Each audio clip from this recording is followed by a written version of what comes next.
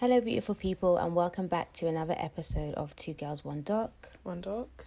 It's your girl, BD. It's four ends. I realised on the last episode I didn't say the fiance. Still Didn't you? engaged. No, still engaged. Just Oh, mad. sometimes I forget. Well, one time you forgot. Still engaged. Good news. This week we are doing a BBC documentary. It's quite an old one. It's called The Grindr Killer: How I Discovered a Serial Murderer.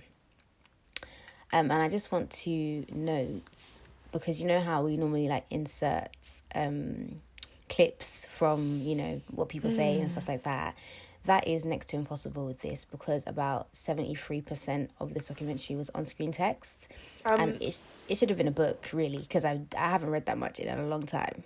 Should we talk about how we felt about the doc first, or should we wait till after? Maybe we should wait till after, because I don't want to bias the people then. But I do also feel like during the course of the discussion that the feelings about the documentary will. Yeah. All I'm going to say is I don't think the budget was high. I don't even think it was intermediate. I think it was low to no. They're just lucky that the title is very grabby. That's what grabbed me. And then I was like, let me watch this. And then when I was done, then I had and my then feelings. We had already said, let's just talk about it now.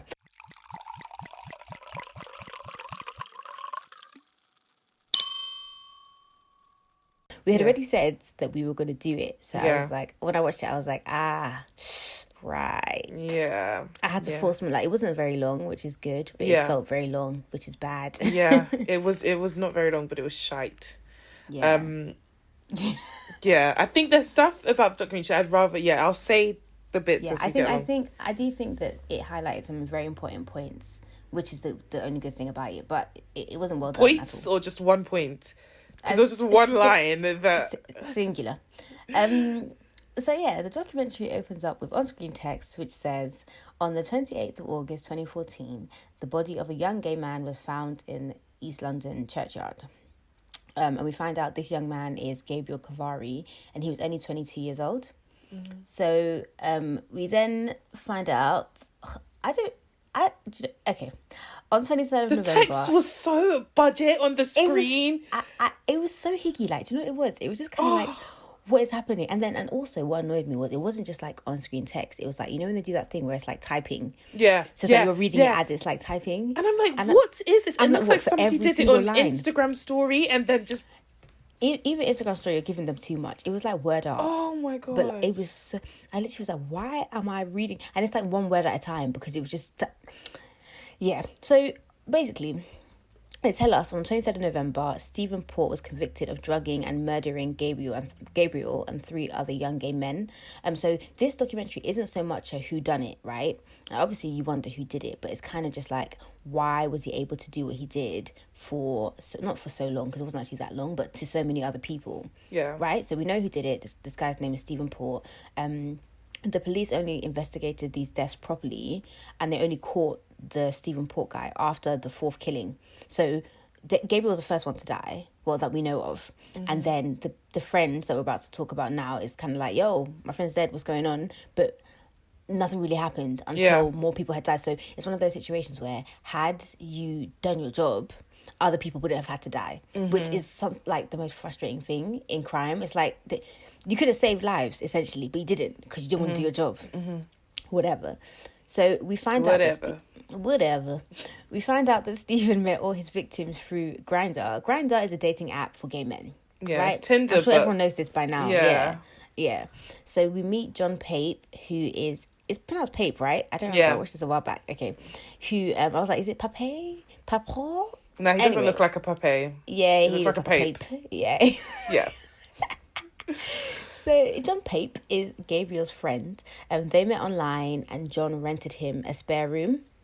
So he stayed with John for 6 weeks, and then suddenly he left. And so John obviously thinks this is a bit weird. We were cool and everything was fine, but he just kind of left. But, it was one of those, it's none of my business. Can I just say... He didn't ask who he was going to stay with, nothing. He was just right, okay, cool, bye. Can I just say, so Pape is the centre of this documentary in terms of he's on a rate and stuff. And at first I was going along with it. Then I was halfway through, which was 8 minutes. And I was just hold on. he has only known this guy for 6 weeks. Yeah. And he has such a visceral reaction. Is that my bestie and it's Essie? Fam, I just feel like I really don't want to be that person. I feel like Pape did this for his 5 minutes of fame. You do not have I can't even remember some of the names of people who I've shared homes with when I've moved out for work. Yeah. I cannot. So I don't in 6 weeks, and I've lived with those people longer than 6 weeks. I don't think that you would have such a reaction to someone in 6 weeks that you would then need to center yourself around the documentary. Okay. And cry up and down. I do think that it was like opportunistic to kind of do a documentary, but I do also think there was a message to the documentary, so I won't fault him for that. With the 6 weeks things, like when I moved in with Vicky, after 6 weeks, I was like, "That's go best friend. That's my best friend." Like literally, I was like, "Yeah, this is." We had like one IKEA trip, and I was like, "Yeah, okay, fine." So I understand. I think maybe it's just a bit weird because John Pape he's a big man. Do you know what I mean? Like, he's grown, and then Gabriel is 22. So I think you're kind of looking at it like, what do you, besides being gay, like what do you guys have in common? Yeah, and also I feel like, does Stephen not have any family? John. No. Stephen is a murderer, right? Oh, sorry. Does John not have any... okay. No, sorry. Does Gabriel not have any family that could have done this documentary and given us... I don't know. No. Do you know what I think it is? I think it's because he moved from somewhere in Europe. And still? That his family... not one... It's true. Europe is... And by the time this was done, there wasn't even any Brexit, so they could have really come with ease. No Brexit, no COVID. I get what you mean. I think it's not that he cared about him and is sad about his death. I think that's normal. I think, like you said, it's like, this is all about you. Exactly, and that's weird. Also, it is weird, but then also, like, the budget is so low that maybe literally it's just like, we couldn't fly anyone in, we couldn't ask anyone else. Literally, you're the only He's the only one that'll do for free. Yeah, exactly. Or, what fame is it? That because we're talking about him on this pod? Because I actually I didn't think about that point, but yeah, it's a bit weird. It's like, this is not your brother, or your bestie, like.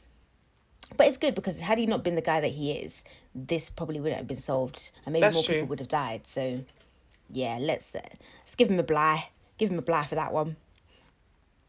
Right. So Gabriel moves out on the 23rd of August, and less than a week after that, he's like at home, and the police turn up to his house, and they're like, "Oh, Gabriel's been found dead in a cemetery in Barking," which is that wild. Escalated quickly. So quickly. I was like, 1 minute you're eating porridge, next minute your friend is dead. Crazy.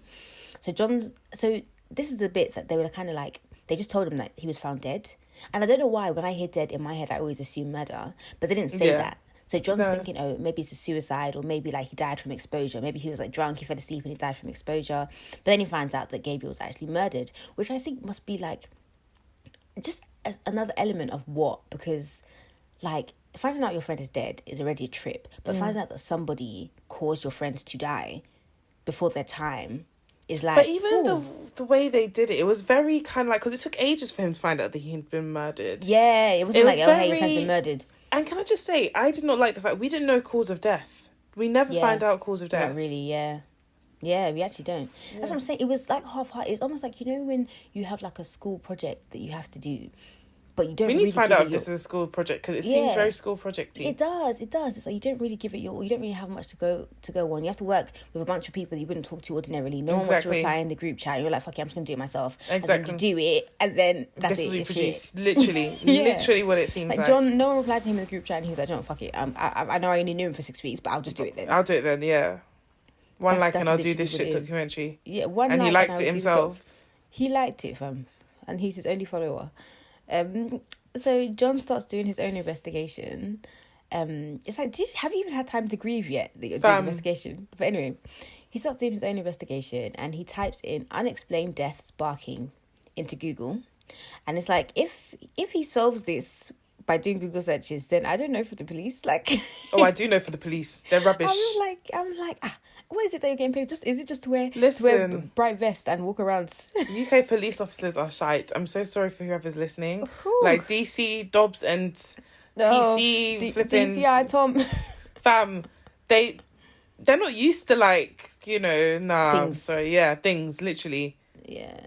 And then the American ones are too used to things, and that's why they're just over trigger happy. Literally, it's no happy medium. We need just a happy medium, man. And Nigerian police are police terrorists. Quote unquote. Police said, and we hate Popo. So he finds another unsolved case by doing this little Google search. And this case occurred before Gabriel's murder. And he finds out that it happened, like, basically the street next to where Gabriel was found. Yeah. And so he was like, oh, wow, this is suspicious. Maybe these two are connected. And that's an interesting thing to do, because I don't think I would have had the initiative to do that. I don't think I would have been like, rah, my friend's dead. Well, I mean, if I met someone after 6 weeks, I'd been like, rah. Your dead peak. Yeah. Yeah, I would have been like, oh, that's kind of peak. And then I would have gone to work. Like, but yeah, I mean, apparently they're besties. Say something happened to you, then I think I would be doing up.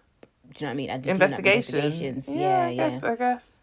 Probably. I guess. Especially if the police aren't doing anything. It just wouldn't cross my mind that then I should then look into like other cases, right? Yeah, like I don't know. I probably want to see more of what possibly could have killed you than. Do you know what I mean? But I get what you mean. Yeah, but then that would help you with. With who? Yeah, I feel like this guy's a good example of what Dan Schneider tried to do from The Pharmacist. Like, this guy was like, hey, do you know what? Something is fishy. I want to do my investigations, right? But not overstepping any bounds. Yeah. Not turning up to the FBI. CIA. Was it CIA or FBI? The FBI. Not thinking you were getting chased when really it was just a soccer mum in the car trying to get to work. Like none of that. Literally just did his bit, did his little Googles and went about his life. But, yeah. This is Dan Schneider. That's my favourite thing of the whole us doing this podcast. Like, it was all worth it for that. It was all worth it for that. I'll just be sitting there and in my head I'll be like, hi, this is Dan Schneider. Oh, wow. I still have PTSD from that episode, you know. That was a long 3 episodes. Whew. So John goes on Facebook and he contacts Gabriel's ex, which I get what you mean about the point. Like, this is somebody who was actually like close enough to him to be in a relationship with him. Yeah. With this guy not being in the documentary at all, like involved in the documentary in some way. But yeah, so Gabriel's ex is called Thierry. No Henri. Yeah, we're actually the same. So Thierry tells him that they found another guy dead in the same cemetery that they found Gabriel in. This guy is called Daniel Whitworth, and he's only 21. So at this point, we have 3 young men that are dead in the Barking area around similar times. So don't be linking your thing from Barking. Fam, not 7 a.m. No, none. And you're calling? No. Nah, none of that, bro. Nah. So at this point, John doesn't actually know all these men have been murdered. It's literally just like, oh, there's dead men there. They're dead. It's mysterious. They're just dead. Like, are they just dropping? Do you know what I mean? Like, no, they don't know that they've been killed, right? Yeah. Which is a whole different thing. So John starts thinking that there's been a murder. No, John starts thinking that like he might be in danger. And I'm like, when did this become about you? This is what I mean. It's very John-centered. When did this become about you? I'm like, sorry. It's not like it's a different thing if like these guys going out and being brutally attacked and stuff like that. It's obvious from, I guess, what we know of the nature of murder that these men were like kind of purposefully attacked. Yeah, in and close enough to whoever did the attack. Yeah, exactly. For them so it's not like you're just gonna walk down the street and next thing you end up in a cemetery dead. Like, please have sense. Literally. And it's like you found out about these other cases. It's not as if it was Gabriel that died and then it was your neighbour and then it was your other neighbour and then it was your other neighbour and now you're like, oh, last one standing. Literally. Like, well, brother, this is not about you. Like, it's not Murder Mansion. It's actually not about you. Like, oh, okay then. So he thinks he's in danger, so he calls the police and he says, is this murder? Because he's worried. But there's okay. So my thing is that, like, at this point, you don't actually know that it's murder. So why are you worried about yourself? Yeah, exactly. Like, if you think that they just kind of, like, collapsed or they died from exposure or whatever, then surely you just don't be exposed. Exactly. You know what I mean? Literally. Like, zip up your jacket. Yeah, this is what I'm saying. Wear a scarf, wear gloves. And he said that he thought it might be exposure, but that it was August. Now, I know the UK is cold, but it ain't that cold. It's not that cold. To die of exposure. We aren't in fucking Antarctica, like, talking about exposure in August. In August. The only time that we get sun. Coming up to us with their keyboards like, well, actually. The definition of exposure is. Anyway, I'm ready to learn. Please come at me. So anyway, he calls the police. And then when he calls the police, he asks, is it murder? Because he's worried for his safety. And they tell him, no, it's not murder. Which we know to not be true. Right? Okay, but obviously at the time he doesn't know that. Yeah. So John hears from Thierry, no Henri, that apparently Gabriel and Daniel were friends. They were mates, right? And they were at the same party in Barking. So he describes it as a drug-fueled orgy, which would have been so great to like snip it, but like obviously all this was on screen text / John just relaying all the information. So Thierry says, your face. Thierry says, at these parties, what would happen is that there's older guys and they would drug and rape younger guys, and they would die in the course of the whole like sexual assault, and then they would kind of discard them in the cemetery, which sounds wild but also sounds kind of plausible. It kind of sounds like, okay, what, like this could happen. You didn't mean, it wasn't really murder, you didn't mean to kill them, but they died, and so you were like, oh shit, panicked, and then got rid of the body, which kind of ties in with, you know, what the police were kind of saying, in that they were found dead, it wasn't murder, that kind of thing.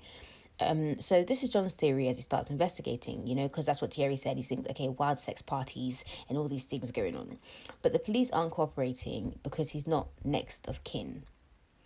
Which, I mean, yeah, I get. But then also he has information. So it's kind of like, why do I need to be next of kin to tell you what I know? I lived with him and I'm here, and his next of kin isn't even here. So if they come from wherever he's from and come to what, like... What's going to happen, because they don't have this information. It's like a lot of bureaucracy that doesn't really mean anything. And also, Thierry got that information from some guy he was talking to on Facebook.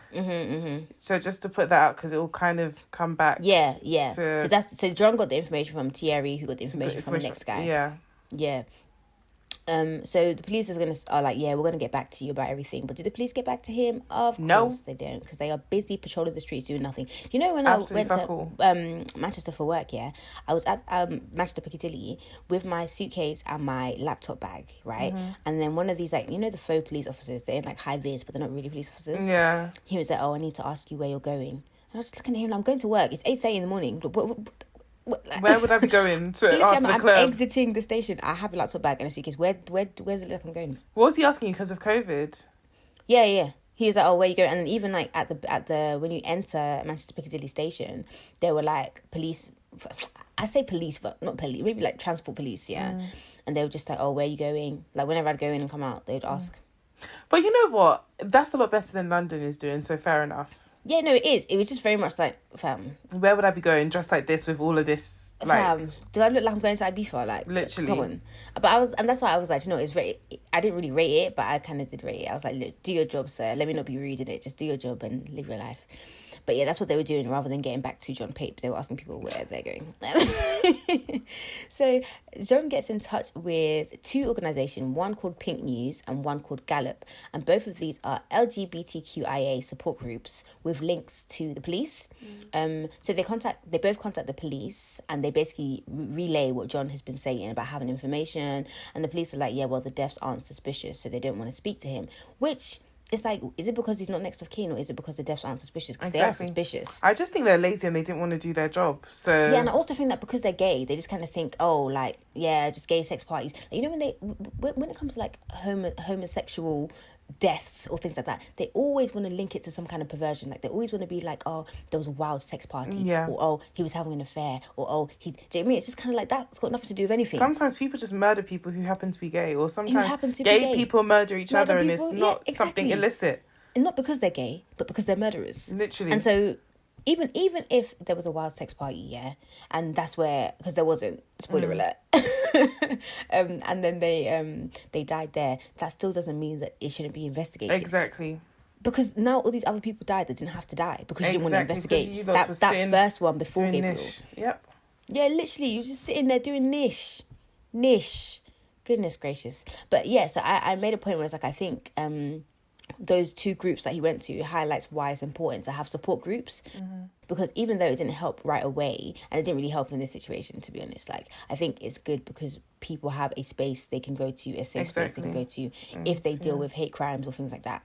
And it's on record as well that you've spoken to someone. Exactly. And they have connections with the police. So even though in this situation it didn't help, there could be situations where they would listen to Pink News or Gallup because, you know, they've got those connections. So time goes by, and then John gets called in for an inquest about Gabriel's murder. So Gabriel's his friend, not any of the other ones. It was just about Gabriel's one.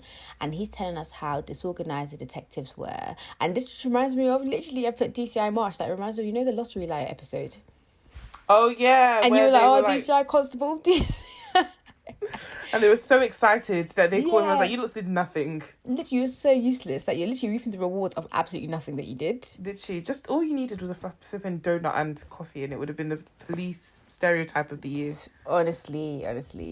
But yeah, so this inquest is just a bit like... And then this bit's a bit weird. I thought this bit was very strange. There's like now a suicide note that apparently Daniel Whitworth, he's a 21-year-old victim. He apparently left a suicide note, like, claiming that he killed Gabriel by accident. So, like, he kind of accidentally overdosed on him. Like, he accidentally caused him to overdose, and then he killed himself because he felt bad about that. So that kind of knocks out, like, two of the victims. So one killed the other and then killed himself. Okay, cool, needs to investigate.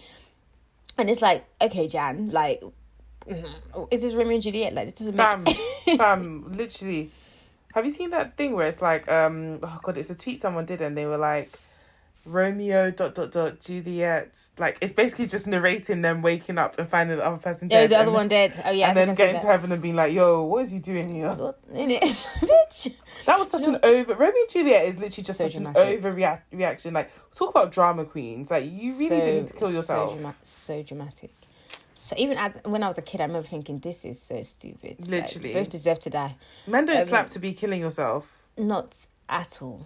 Not even a little bit. The one tweet that I always remember, like, randomly, when the guy was like, oh, who do you think would win? A trillion lions or the sun? Oh my God. Do you remember that tweet? I remember that tweet. And then all the replies were just like, oh, the sun. But no, but I think the lions could. I think the lions could. What if all the lions raised a chain? And then they went... Oh my God, this shit is bananas. B-A-N-A-N-A. This what is it from The Office, Kelly? Oh yeah. Like, she's like, this day is bananas. It's the day that somebody drew their thing on the print paper, and then Oscar, Angela and Kevin had to be trained by her. Oh yeah. Yeah. This day. Did you see how she was like, oh yeah, my daughter saw Kamala Harris? Oh my God. No, she didn't. And she said, wow, Mom, is that you? Stop lying. Stop lying. Bitch. Stop lying. I saw Mindy Kaling. I was like, Mindy, did you bleach? Stop lying. Stop. I couldn't tell if she was like being funny. But then I was like, no, she wouldn't be funny in this situation. Because, yeah. Like, she says a few of things. Yeah. And that's why you have to just love people's work and not them, because you don't know them. Yeah, you do have to separate the art from the artist, except in the case of one particular singer who shall not be named. Would never be named. So there's this fake suicide note. I think that's where we were. And also, on the note, it says, please don't blame the guy I was with last night. No indication of who that it was. That literally is very telling that it's... I was like, so this is fake then? Yeah. If you didn't know then, you know now that this is fake. God. As fuck. But not DCI Marsh. Not DCI Marsh. They didn't know, boy. So the police say that they've checked the handwriting with the family, and they believe that the note is real. Yeah. But even the coroner's not convinced. Yeah. I'm like... You know that video of the guy that's like patting people down, and he's just like... Yeah. That's literally what they did. That was it. Yeah. Oh God. Literally. They didn't care. They're like, well, they did anyway. Like, it is what it is. Can you imagine? Imagine your loved one is dead and this is how the police are treating. This is what I'm saying. But you can, if I speak, yeah. I've been in serious trouble. So now, it's 4 months after that, right? And he's contacted by the police again. This time, it's the Homicide and Serious Crime Command. Whatever that is. I think it's just like the big people, the big crimes. And he's on holiday in Nepal. Do you remember when you could go on holiday? Do you remember? I don't remember what that looks like. What is a holiday? What it feels like. Do you know what? I was trying to book holidays because I like to figure out what I'm doing in the year so I can just book holidays. In this COVID environment, you're still planning ahead. Just in general. I like to just book my holidays off in terms of with work. And so this time I was like looking at the diary and I was like, where are you even going? Just save it for December and then see where it takes you. Literally, because I was just like, I can't even think of and like. I'm proper sad. It's proper sad. This it's proper sad. What did Boris? Because he had a press conference, didn't he? I didn't listen. Me neither. Nothing of something. I'm sick of this man. It's like it's a form of torture now, and I'm not interested in partaking. Yeah, he's enjoying it. Yeah. I it's almost been like a year since I've like sat down to watch the news. Like I just don't even. My news is Twitter. Yeah, literally. I see it on the timeline and then I know. Yeah. Yeah. So he's in Nepal. Nepal. He's in Nepal. He's in PayPal. Beep. He's in Nepal. In the last episode when you were like beep, and I was like, no, we have the sound. You're like, we're rich. We can afford it. We have it. So he's in Nepal and he's just trying to live his best life. And then these like homicide division or whatever call him, and they're like, yeah, we have a suspect, and he's killed another man. Just escalating without context. Tell us anything. I'm just like. Firstly, the storytelling in this documentary is trash, and also everyone involved is basically trash. Because it's just kind of like, if that were me, yeah, and I'm John, I would just be like, I'm on holiday. Can you leave me alone? I told you about this because it was 4 months later, 1 month for the inquest. I think another month. It's been maybe 6 months at this point. Like now you want to holler at me and try and ruin my holiday when I've been told you to do your job. I've been told you, and now another person is dead because you didn't want to do your job. Crying shame. Crying shame. Crying shame. So we find out that the monster committing all these crimes, Stephen Port, he's a 41-year-old guy who drugged/raped or sexually assaulted 11 men and murdered 4. So he had hella victims. He had bodies. So his victims were Anthony Walgate, Gabriel Cavari, which is John's friend, Daniel Whitworth, and Jack Taylor. And also he faked the suicide note. I don't know why they tried to act like that was a big thing. And it's like, who else wrote it? News alert. Please don't blame the guy that I was with last night. Literally, we knew. Yeah, so remember earlier Foren's message that messaged. I'm losing the plot. I ain't messaged nobody. Foren's mentioned that Thierry Henry was contacted by somebody about the parties, and that person was obviously Stephen. So yeah, Stephen was basically just trying to like derail the investigation, which wasn't even really happening anyway.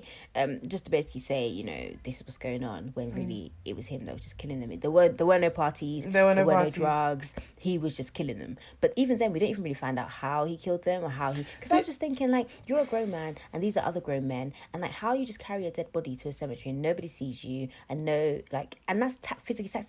A dead, limp body. How do you do that? Anything. Yeah, so we never really hear how he killed them or how he managed to like dispose of the bodies, or how he you're one man and this is also another man. I get you're older. He's not necessarily that much bigger. Yeah. It just made me think, what happened? Like maybe drugs were involved in order to be able to, kind of like what's that other documentary we did? Jeffrey Dahmer. He would drug them. Yes, they would be incapacitated and he'd be able to do whatever with them. Maybe it was that kind of situation because But this is what I really, really didn't like about the documentary. It was literally about John. It was, we don't learn anything about the victims, the case, how he did it, till now, we don't know the method of murder. It's just weird. It's low budget. Yeah, I mean, to be fair, the documentary it's a drama student's job, project they did.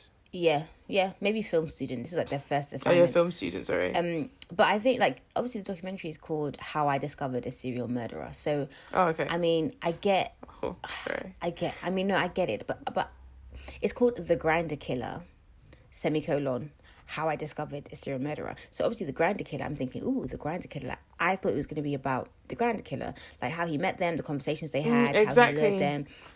But they could have done that, a bit of that, exactly. Yeah, that's also helpful to other people on the app or other apps, and knowing what to look out for, what to be aware of. Stranger danger. Stranger danger, because this was really just kind of this really didn't do anything for anyone. Nope. No one learned a thing. Nope. And it was just really poorly produced, and everyone was just typed up. It's almost as if they lost the audio, or the person who was supposed to narrate it quit last minute, and then they were like, okay, well, we're gonna have to get this story across somehow. Let's just type it all up. Higgy haggle. Very higgy, yeah, very, very higgy. So John makes a good point at the end when he says, in my opinion, it seems as if the police were like, oh, well, that's what young gay men do. They take drugs, they die in graveyards. And he says, would it have been the same if it had been young women? And he goes on to say, homophobia is a strong word, but maybe the police had a prejudice to the gay community, 100%. which I think is very true and is a very good point to make. Especially, well, I won't say back then, but as time goes by, the hope is that things are progressing, even if at a slow rate. Yeah. So if we then go backwards, chances are things were a little bit worse than they are now. Yeah, exactly. And this documentary is quite a few years old, so yeah, I think he's very, very right. The documentary ends with even more on-screen text. Okay, so October 2015, the Met Police referred itself to the Independent Police Complaints Commission. Do you know the only reason I know about the IPCC is because, you know, when Mark Duggan was killed. Yeah. I remember them talking about like the IPCC with that case. Yeah. But that's when I was younger, so I didn't really get it. But but now it makes sense, yeah. Yeah, now it makes sense. Yeah, so they declined to comment on John's allegations, but said... in my notes said a whole bunch of stuff that I wasn't willing to write down and repeat. So there you have it. And that is that.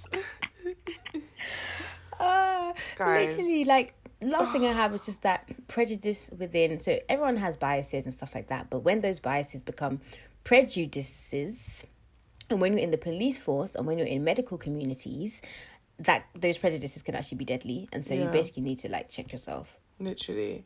This documentary was so rubbish thoughts on the doc. That whilst I was watching it, I was actually watching The Night Stalker. Oh, Night Stalker was good though, isn't it? Yeah, it's good. But obviously I've heard about that case like 10 times over. And also... Oh, really? You know what?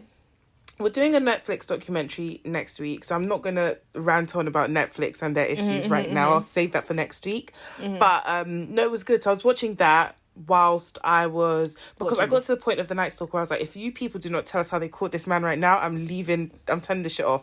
So that's when I was like, oh, let me make my notes on this. Do you know what? Should we do a credits episode, a review of The Night Stalker? Yeah, we can do. Because I have things to say. Yeah, we can do. Mainly about Netflix and... Yeah. So I was actually watching that whilst I was watching this and making notes. That is how boring and nonsensical this was. Because you had to read the whole thing. You had to read the whole documentary. Well, to be fair, because I'd watched The Night Stalker, I was watching Night Stalker with my sister. I didn't have to focus too much. So I was like to my sister, tap me when they narrate how... Yeah. Oh, God. You know what? Netflix... Netflix hit the piss. Netflix do documentaries the way Americans do their recipes online. Have you ever seen their recipes online? Americans will tell you it was a warm sunny day and in my the grandma region of sitting on a porch and she made this peach cobbler and then I wanted to make a... Oh my God, can you and you can never find just the recipe. Can you fucking just tell me and this is how they make their documentaries. Why are you telling me the life story of the agent? Why is his wife there? Why do I know that his dad died? Why do I care? Why do I know that you and your wife had marital issues? Why? Oh my God. My God. Guys.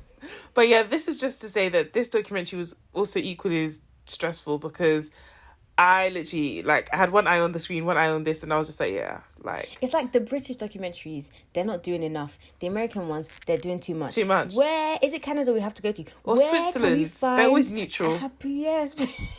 Swiss documentary next. Settled.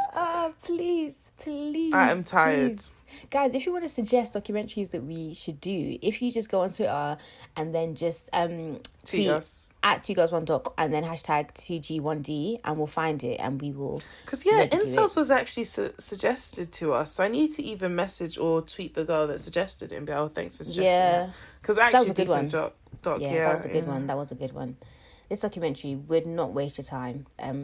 I think it's important to, know about predators out there and what to look out for. Well, we fucking don't know about them because they didn't tell us. We didn't. I'm none the wiser. Fortunately, didn't tell us anything. So, guys, So, what are we doing next? We are doing... Oh, okay, so on Netflix, there is a series called Trial by Media, and we are doing the first episode on there, which is called Talk Show Murder, which is about a talk show murder. So I will play the trailer for you at the end. It's quite long, but at least you'll get an idea of, what it's about. Quite interesting case, really old case, but not old as in like, oh my God, 1922, just old as in like 1990s, Yeah, this documentary was so shit. I'm so drained right now. I want to sleep. I'm just like... The fact that I had to read through the whole thing. John, if I see you on the road, oh gosh. Wait, Pete, it's you and me, boy. But yeah, where can they find us? You can find us on Twitter and Instagram at 2girls1doc. And also you can hashtag 2G1D if you want to comment on stuff you've heard on here or documentaries you've watched or whatever. Yes, sir. Yes, ma'am. By the time you guys are listening to this, we will be doing a Clubhouse the next day. Oh yes, yeah, covering is it Chris Watts? Chris Watts, Chris Watts case. So you know the episode that we did on here, Family Man, Family Murderer. If you scroll, it's not too far down, and also you can watch that documentary on YouTube, to be honest, or you can watch the Netflix one. Yeah. But yeah, they're pretty similar. We've covered it, so you can listen to that episode before Friday, which is tomorrow. Yeah. So we'll be discussing the case. Was it premeditated murder, or was it just sort of a heat of the moment thing? Mm-hmm. Yeah, because we know he did it. Yeah, he did that shit. Guilty as fuck. Guilty. Where can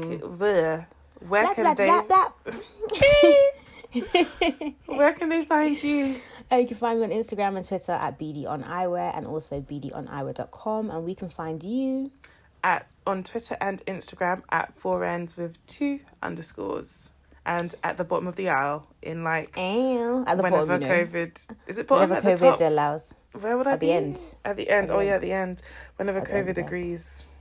Yeah. See, but you didn't say 4 ends to fiance, but you did say at the end of the aisle, so they know that you're still getting married. Oh yeah, cool. That last episode. Yeah, you did your thing. I haven't killed him off yet.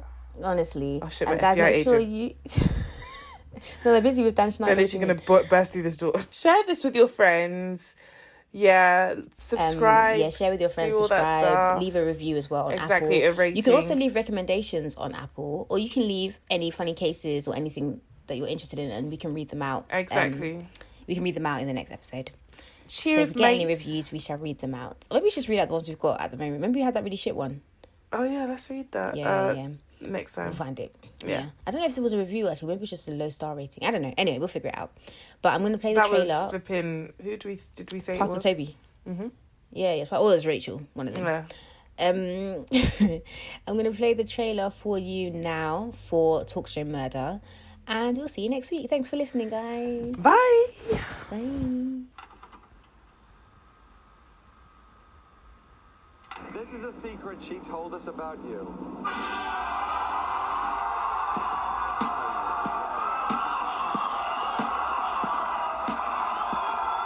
I have something to tell you. I've been having an affair for the past 5 months.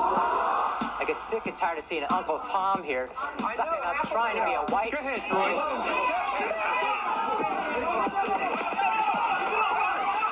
Only slightly the worse for the wear. It's going to be a good show today, because... Are you in fact sleeping with Leo? Yes, I am. If you call her all these names, why did you even marry her? Because I needed a place to live. Are you sexually active? Mm-hmm. Okay, Mom, there's your answer. You didn't ask, but I did. This is very much a slut. Several talk shows have been under fire recently. These shows are no longer places where intelligent information is being exchanged. I think our show is addictive. I'm really a man. The most vulnerable are being exploited and manipulated. These people are not sophisticated enough. That's elitist, isn't it? What do you mean they're not sophisticated? This is America. It's fun. The adrenaline, it's like, so awesome. People have gotten so confused between shame and fame. You'll find the Jenny Jones Show to be probably the most fun talk show on the air. These guys are way over the line. Probably 80% of our shows are either makeovers or reunions or secret crush. Talk shows are killing the nation. This is not wrestling. It's a talk show. It's like saying that refrigerator in the kitchen is what's making me fat. Well, hello, it's not. There are no boundaries anymore. Reality is reflecting Hollywood. Former producer says the competitive talk show market could be creating a dangerous environment. Hopefully, you've hit the bottom. I mean, how much worse can it get? I think I just shot a man. Okay. Okay. Okay, why did you do that?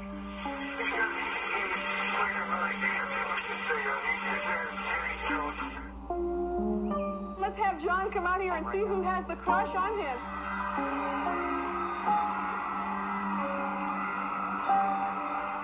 Guess what? It's Scott that has the crush on you. You lied to me. Did you have any idea that he liked you this much? No, I did not. A few days after the taping, Jonathan Schmitz showed up at Scott Amador's mobile home Thursday morning. Killed by 2 and shot him twice in the chest. Amador died on the floor of his home. Any regrets, John?